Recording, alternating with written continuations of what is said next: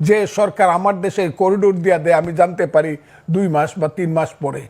1 বছর যাবত আমার দেশের একটা দ্বীপ, আমি মনে করি এটা সবচেয়ে সুন্দর দ্বীপ, সেন্ট মার্টিন দিয়ে রাখছে একটা রাজাকারের বাচ্চা, ওই যাকে সবাই ফুলপরি কয়, এই যে মেয়েটা, আমি বলি ভদ্র মহিলা, মানুষ বলে মেয়েটা, সে বড় বড় কথা বলে। 1 বছর যাবত একটা স্টিমার যাইতে পারে না ওতে, মানে এই সরকার আসার পর থেকে যাইতে পারেন না সেন্ট মার্টিনে। আপনি সমুদ্র বন্দর দিয়ে দিচ্ছেন কোন কথা বলে? আপনি বলছেন যে ভালো চালাইতে পারবে তাকেই আমি দিয়ে দিব, যে সুন্দরভাবে চালাইতে পারবে। আমার দেশ সুন্দর কি অসুন্দর ইনু সাহেব আপনি কি জানেন? আপনি যুদ্ধ করছেন, দেশটাকে আপনি সৃষ্টি করছেন, আমি সৃষ্টি করছি, যারা সৃষ্টি করছে তাদের সঙ্গে আমি ছিলাম। ওই যে ইকবাল হল থেকে সবচেয়ে বেশি ছাত্র নেতৃত্ব হয়েছে মুক্তিযুদ্ধ, আমি ছিলাম। আমি দেখছি সিরাজুল আলম খানদেরকে দেখছি, তাদের নেতা বঙ্গবন্ধু শেখ মুজিবুর রহমান কিভাবে 32 নম্বরের দোতলা থেকে আঙ্গুল তুলে কথা বলতো মার্চ মাসে, সেটা আমি দেখছি। কিভাবে পতাকা হয়েছে, স্বাধীনতার গান হয়েছে, এটা কি বলে আমাদের যে জাতীয় সঙ্গীত হয়েছে, সব দেখছি। জাহিদুর রহিম কিভাবে 2টা গান পাশাপাশি গাইছে, সিরাজুল আলম খান এই 4 নেতার সামনে বৈশা, জাহিদ ভাই গানটা গানতো আমার সোনার বাংলা আমি তোমায় ভালোবাসি, জাহিদ ভাই ওই গানটা গানতো ধনধান্যে পুষ্পে ভরা আমাদেরই বসুন্ধরা। ইকবাল হলের অতে বৈশা, গেস্ট রুমে বৈশা সবাই বলল যে এই গানটা আমাদের পছন্দ হয়েছে, কারণ 2টা গানই পছন্দের, কিন্তু যেহেতু ওইটা হইলো বিশ্বকবির গান, নোবেলে আমরা পছন্দ করলাম, এই গানটা বঙ্গবন্ধু জিনিসটা চয়েস করলেন। কথাগুলো খুব বুঝবেন। সেই দেশ যুদ্ধ করে স্বাধীন করছি আমার মা, মুক্তিযুদ্ধ আমার মা, মায়ের পেট থেকে আমার দেশ বেরিয়েছে, সেই মাকে আপনি বলেন আমি শাড়ি দিতে পারি না, হইতে পারে পুরান শাড়ি পরে আমার মা, আমার মাকে আমি ভালোভাবে 3 বেলা খাবার দিতে পারি না, ঔষধ দিতে পারি না আমার মা। আপনি বুঝে আইসা বলবেন এই তোর মারে জমিদারের কাছে বিয়ে দিয়ে দিই, তাইলে সুন্দর বেনারসি শাড়ি পরতে পারবে, সেই মাকে আমি দিয়ে দিব? আমার চট্টগ্রাম বন্দর দিয়ে দিলে বাংলাদেশ থাকে? আমার কান্না আসে, উনার আসবে না ওইভাবে, কারণ আমি যুদ্ধ করে দেশ স্বাধীন করছি। চট্টগ্রাম বন্দর দিয়ে দিলে বাংলাদেশ থাকে কি? আপনি করিডোর দিয়ে দিতে চান, আমরা বুঝি না? আমরা বুঝি না বার্মার থেকে কালকে কি করে আমার দেশের রাষ্ট্রদূতকে বের করে দেওয়া হয়েছে কেন? ও এরা আমাদের বন্ধু রয়েছে এখনো। আমি ইউনুস সাহেব বা ইউনুস সাহেবের এইসব ধরনের ওই যে পান্ডা পুন্ডা ছেলে পেলে, আমি ফজলুর রহমান, আমি বুঝি না চীনের সঙ্গে আমার সম্পর্ক কোথায় যাবে, বার্মার সম্পর্ক আমার কোথায় যাবে। ওই জায়গাটা যে একটা গাজা উপত্যকা হবে, লেবানন হবে চিরদিনের জন্য, রাতে ঘুমাইলে পরে বোমার আওয়াজ হবে, আমি এটা বুঝি না, নাপাম বোমার আওয়াজ হবে, মেশিন গানের আওয়াজ হবে। ওই যে গাজা উপত্যকা আজকে দেখলাম 36,000 মানুষ একসাথে মারা গেছে। আমার দেশটাকে ইউনুস সাহেব নিতে চান কোথায়? দিব না আমার দেশ, আমি না খাইয়ে থাকবো। আমার দেশ যেভাবে পারি আমি বাঙালি জাতি বাংলাদেশের মন চালাবো। আপনি দিয়ে দেওয়ার কে? আপনি দিয়ে দেওয়ার কে? আপনাকে রাইট দিছে বাংলাদেশটাকে আপনি দিয়ে দিবেন বন্ধক? কেন দিবেন আপনি? কোন রাজনৈতিক দলের জিজ্ঞাসা করার প্রয়োজন মনে করলেন না, এমনকি জানানোরও মনে করলেন না। এখন আবার অস্বীকার করেন। কে খলিলুর রহমান বাংলাদেশের? আমি তো বললাম, আমি ওই দিনও বলছি, আজকেও বলি, ফজলুর রহমান যাকে চিনে না সে বাংলাদেশের নিরাপত্তা বাহিনীর লিডার হয় কেমনে? প্রতিরক্ষা বাহিনীর সে মন্ত্রী হয় কেমনে?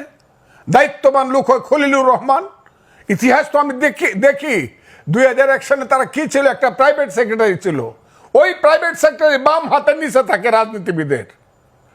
গেঞ্জি যত দামি হোক কেউ শার্টের উপরে পরে না, আমলা যত বড়ই হোক রাজনীতিবিদের চেয়ে সে বড় না। আপনি ওই 11টা মানুষকে আনছেন আপনি মার্কিন নাগরিক হিসাবে, বিদেশি নাগরিক।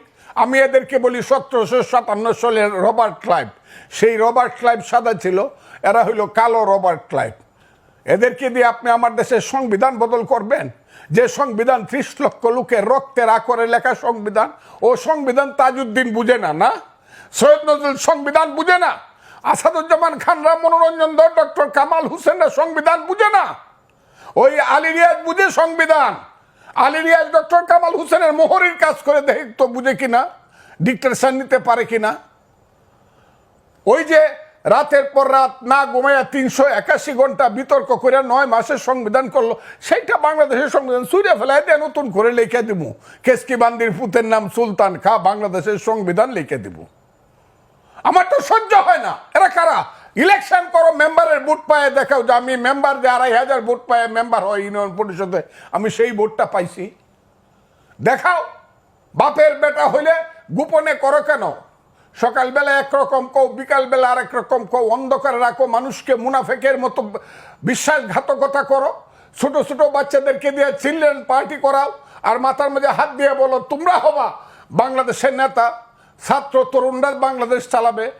সেই ছাত্র তরুণ 9-এ পড়ে, 10-এ পড়ে, মেট্রিক পাস করছে, সে যদি দেশ চালায় তাহলে তো আমি ফজলুর রহমান 70 ঊর্ধ্ব ব্যক্তি গিয়ে আমার গিয়ে ক্লাস 9-এ ভর্তি হতে হবে, ওই গোলাম মোরার ননির গিয়ে আইএ ফার্স্ট ইয়ারে ভর্তি হইতে হবে, না তো স্কুল কলেজ সব বন্ধ হয়ে যাবে।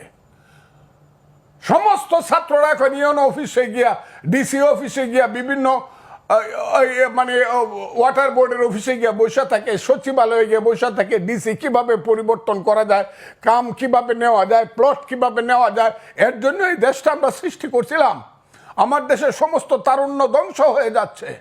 এক একটা ছেলে 5ই আগস্টের আগে আমরা মনে করছি এরা বুঝি পৃথিবীর সবাই ফিডেল ক্যাস্ট্রো চে গুয়েভারা, আর এখন দেখা যায় আঙ্গুল ফুললে কলা গাছ, কলা গাছ ফুললে বট গাছ, বট গাছ ফুলে দুরা বট গাছ হইছে। ঘর আছে দর নাই, মানুষ আছে রাও নাই, বাড়িতে একটা ঘর নাই, দরজা নাই, সেই সব ছেলেগুলা বিমানে যায় বাড়িতে। এগুলো আমরা দেখি, আমি দেখার দরকার নেই, মানুষ দেখে এগুলা। যাদের পিছনে এক সময় 7 লক্ষ লোক মিছিল করে আসতো, তাদের পিছনে এখন 700 লোক যায় না, 150 লোক হয় না 3 দিন মাইক মারলে পরে। তাদের সাথে আবার ইউনুস সাহেব গিয়া মিটিং করে প্রথম, এনসিপি পার্টি প্রথম, আর এদের পিছনে বিএনপি যায়। আমি তারেক রহমান সাহেবকে বলবো আপনি আমাদের নেতা, বাংলাদেশের নেতা, বিএনপিকে বলবো এনসিপি যেখানে বসবে আগে তারা রেজিস্ট্রেশন করে আসুক, তারপরে আপনারা গিয়ে বসবেন। তা না হলে বসলে পরে আমাদের অপমান হয়, বাংলাদেশের মানুষের অপমান হয়। এনসিপি কে? কোথায় আছে এনসিপি? বাংলাদেশে ঢাকা শহরে কিছু ছেলে পেলে বাদ দিলে এই দেশটাকে একটা চক্রান্তের মধ্যে ফেলে দিয়ে গণতন্ত্রকে হত্যা করা হচ্ছে। এই দেশটাকে একটা চক্রান্তের মধ্যে ফেলে দিয়ে এই দেশের সমস্ত মানুষের মানবাধিকারকে হত্যা করা হচ্ছে। আর এই দেশটাকে আস্তে আস্তে ধীরে ধীরে কইলে পরেই তো আমারে বকবো, যে বকা বকতাছে আমার উপরে ফতোয়া হয়েছে আমি মরলে নাকি আমার নামে জানাজা পড়া যাবে না, আমি নাকি কাফের। আমি কথা বললেই হবে। দেশটাকে আমরা এদের জন্য করছিলাম? এই দেশটাকে আমরা স্বাধীন করছিলাম কেন? কি স্লোগান ছিল? এই যে মুক্তিযুদ্ধ হইল, 47কে ভুল প্রমাণিত করে মুক্তিযুদ্ধ হয়েছে। 47 ভুল প্রমাণিত হয়েছে এই দেশে 52 সনে। যেদিন বলা হয়েছে আমার মায়ের ভাষা, মুখের ভাষা, যেদিন বলা হয়েছে 62 সন, 64 সনে শিক্ষা আন্দোলনে আমি বাঙালি, আমার শিক্ষা ব্যবস্থা ভিন্ন রকম হবে, বাংলা হবে উর্দুর সমান সমান একটা ভাষা, সেই দিনই তো পাকিস্তানের 47 ফলস প্রমাণিত হয়েছে। যেদিন 6 দফা দিয়ে দিছে শেখ মুজিবুর রহমান, 7ই জুনে যেদিন স্লোগান হয়েছে তুমি কে আমি কে বাঙালি বাঙালি, যেদিন 69 সনে 11 দফা আন্দোলনের স্লোগান দিয়ে আসাদরা মারা গেছে, মতিউররা মারা গেছে, তোমার আমার ঠিকানা পদ্মা মেঘনা যমুনা, 70 সনে বঙ্গবন্ধু শেখ মুজিবুর রহমানের নেতৃত্বে 7ই ডিসেম্বর যখন মেজরিটি হইয়া পাকিস্তানের ক্ষমতা পাওয়ার কথা ছিল, দেয় নাই, যখন স্লোগান দিছে বীর বাঙালি অস্ত্র ধরো বাংলাদেশ স্বাধীন করো, সেই তো যুদ্ধ করছিলাম। আমি তো স্লোগান দিছিলাম পিন্ডি না ঢাকা, ঢাকা ঢাকা। আমি তো স্লোগান দিছিলাম পাঞ্জাব না বাংলা, বাংলা বাংলা। সেই যে বাংলা, কোন বাংলা? সেই বাংলা হলো গণতন্ত্রের বাংলা। গণতন্ত্রের জন্য দেশে যুদ্ধ হয়েছিল। ইউনুস সাহেব বুঝেন, আপনি অনেক বড় মাপের মানুষ, আপনি আমার চেয়ে 10 বছরের বড়, আপনাকে আমি এমনি ব্যক্তিগতভাবে সেলিউট করি, কিন্তু আপনি কি বুঝেন গণতন্ত্র কাহাকে বলে, ইহা কত প্রকার কি কি? আমরা যখন যুদ্ধ করি বাংকারে থেকে থেকে পাঞ্জাবির বুকে যখন ট্রিগার টিপি, পাশের ছেলেটা যখন গুলি খায়া 5 হাত উপরে উঠে বলে মামা, মাকে তুমি দেখো, সেই মা পাগল হয়ে মারা গেছে। ইউনুস সাহেব বুঝেন মুক্তিযুদ্ধ কাহাকে বলে? সেই মুক্তিযুদ্ধ করে লাখ লাখ লোক শহীদ হয়েছে। আমি যে ক্যাম্পে ছিলাম, মইলাম ক্যাম্প, বালাট ক্যাম্প, মেঘালয়ে, সেই মইলাম ক্যাম্পে 50,000 শিশু এবং নারী মারা গেছে। অনেকে চ্যালেঞ্জ করে 3 লাখ লোক পায়, আরে 3 লাখ না 7 লাখ লোক তো মারা গেছে শুধু শুধু শরণার্থী ক্যাম্পে। একটা যুদ্ধে খুলনাতে 18,000 লোক একদিনে মারা গেছে, এটা 8ই ডিসেম্বর। কাজে আমি আপনাদেরকে, দেশটাকে রক্তের সাগরে দেশ হয়েছে, এইটাকে নিয়ে এত খেলাধুলা করা উচিত না। এখনো মুক্তিযোদ্ধারা জীবিত আছে, এটাকে এই মুক্তিযুদ্ধের বিরুদ্ধে যারা স্লোগান দেয় তারা মহাপাপী, তারা আলবদর রাজাকার এবং তাদের সন্তান। এখন দেশটাকে সেই দিকে নেওয়ার চেষ্টা করছে। এক বড় মৌলানা দেখলাম বক্তৃতা করছে, পৃথিবীর শ্রেষ্ঠ দেশ নাকি আফগানিস্তান। আমি মৌলানার নামটা বলতে চাই না, বলতে পারি। আমার কাছে মনে হয়েছে আরে বাংলাদেশ এটা নাকি আফগানিস্তান বানাইতে চায় উনি, যে আফগানিস্তানকে লিগেল জাতিসংঘের 212টা দেশের একটা দেশ স্বীকৃতি দেয় না, যেখানে 1/3 মানুষ রাতের বেলায় না খায় থাকে। সেই আফগানিস্তান বানানোর জন্য, সেই সাম্প্রদায়িক এবং মৌলবাদী দেশ বানানোর জন্য আমার দেশে প্রত্যেক শুক্রবারে মসজিদ থেকে মিছিল বের হয়।